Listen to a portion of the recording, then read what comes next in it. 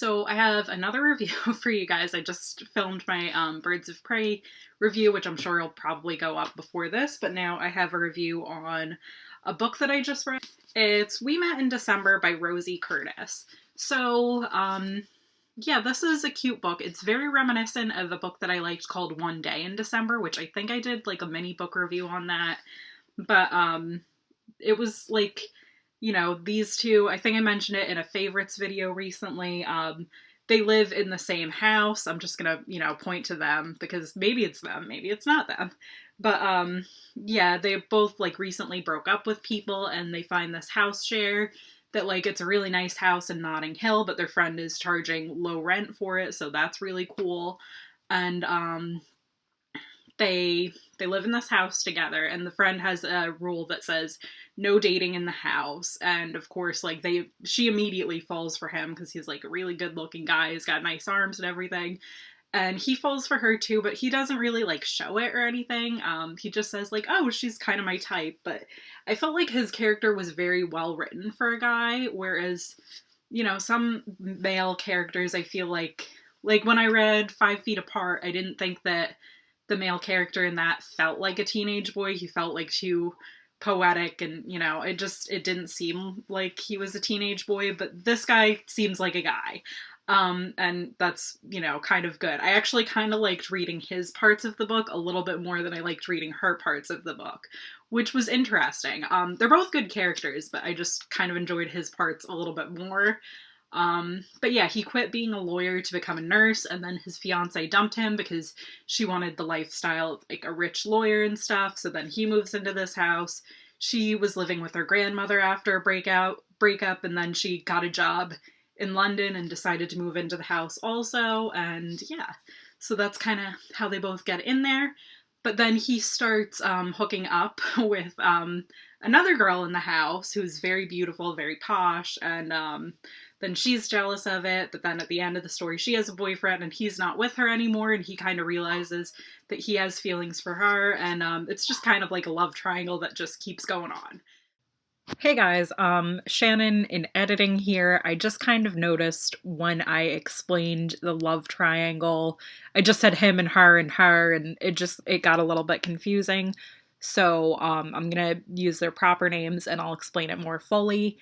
Alex is the guy of the house, that, he has Jess instantly has a crush on him once she meets him, and Alex kind of flirts with her a little bit at first, but Alex doesn't end up going out with her or anything. In the book, there's really like a no dating rule in the house, so he's not supposed to go out with her and she's not supposed to go out with him.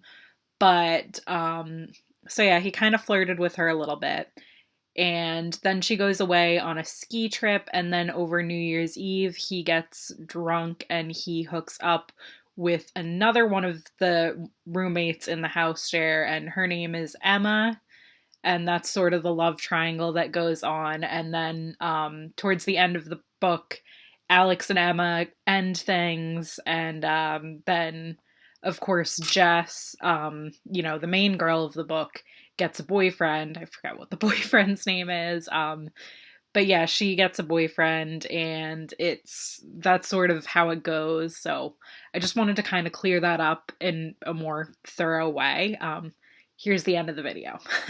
So what I liked about this book, I really liked the characters. I liked the aspect of them all living in this house. It seemed like a fun, setting for it. And it gave a really, really good look of London.